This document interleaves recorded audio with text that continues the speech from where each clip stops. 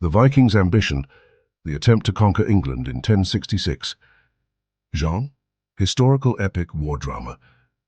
Setting: Scandinavia and England, 1066 AD. Themes: destiny, ambition, betrayal, valor, and the twilight of the Viking Age. Prologue: the Raven's Shadow. They called him Hardrada, Hard Ruler.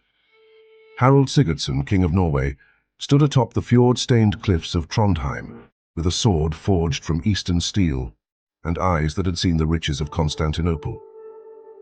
A black raven circled above. Harald believed it to be Hugin, one of Odin's ravens, an omen of wisdom.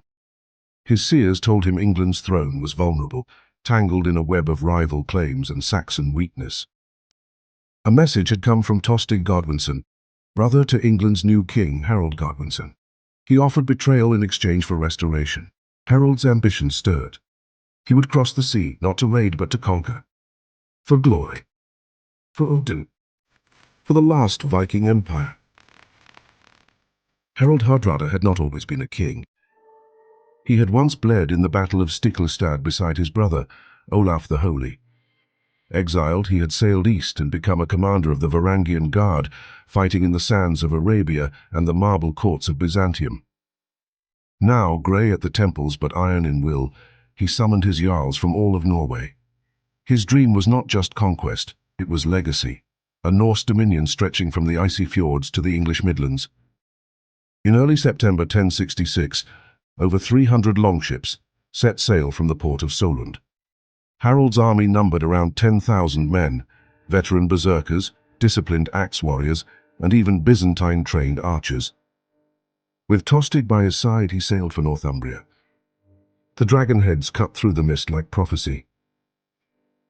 Harald landed at Rickle, near the mouth of the River Ouse, and quickly seized the town of Scarborough. He offered peace for submission. Resistance would be met with fire. The message spread like wildfire. Villages fell without a fight. Northern earls hesitated. Northumbria had once been Tostig's realm, and now he returned with foreign steel.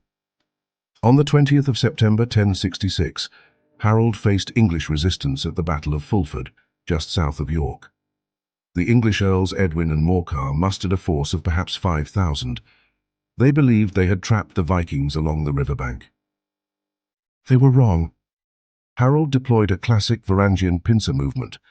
Hidden flanks surged through the marshes and overwhelmed the Saxon rear. Bodies piled in the river. The English shield wall broke.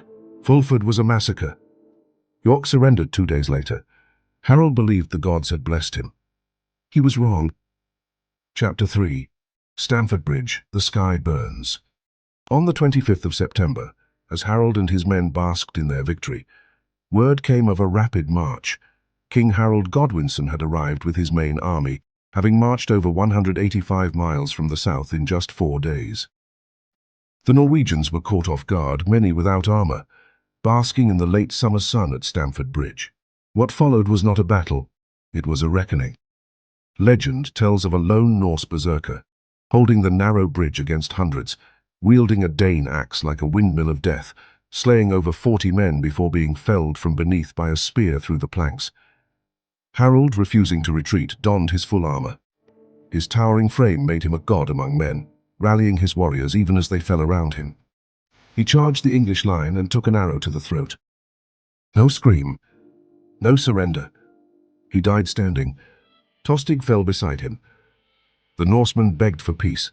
Of over 300 ships that had arrived in England, only 24 returned to Norway.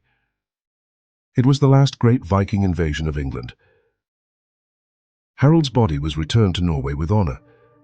He was buried in Nidaros, now Trondheim, beneath a great mound said to still whisper in storms. His death marked the twilight of the Viking Age. But the consequences of his ambition were not yet done. 3 weeks after Stamford Bridge, Harald Godwinson would face a new invasion, William of Normandy, at Hastings. Some say Hardrada's attack weakened Harald's army just enough to ensure William's victory. Thus, Harald Hardrada, though slain, may have shaped the future of England more than any living man. Centuries later, Norse bards sang of Harald as the last true Viking king. His saga ended not in glory but in blood and betrayal. But perhaps that is how all Viking stories end. The raven still circles above the North Sea, watching, Waiting.